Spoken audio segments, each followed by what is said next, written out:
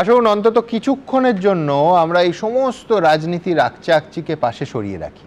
ভাবুন, আমাদের রাজ্যে শুধু বারুইপুর অঞ্চলে মাত্র 48 ঘন্টার টাইম ফ্রেমে কি মারাত্মক দুটো ঘটনায় তিনজনের মৃত্যু ঘটে গেল। দুটো ঘটনাস্থলের মধ্যে দূরত্ব মেরে কেটে 8 কিলোমিটার।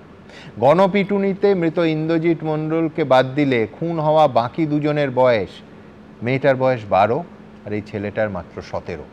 তিনজনকেই যারা খুন করলো তারা প্রত্যেকে তাদের পরিচিত, ছেলেটার ক্ষেত্রে একেবারে বন্ধু, খেলার সাথী। আমার পরের বক্তা নন্দিনী ভট্টাচার্য কি মানবেন যে এই সমাজে অপরাধ প্রবণতা এবং অসহিষ্ণুতা শুধু যে বাড়ছে তাই নয়, একজন পরিচিত মানুষকে মারতে, নৃশংসভাবে খুন করতে মানুষের আর হাত কাঁপছে না।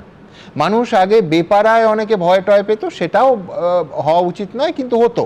কিন্তু এখন মানুষ তো নিজের পাড়াতেই ভয় পাবে। কোন দিকে যাচ্ছি আমরা?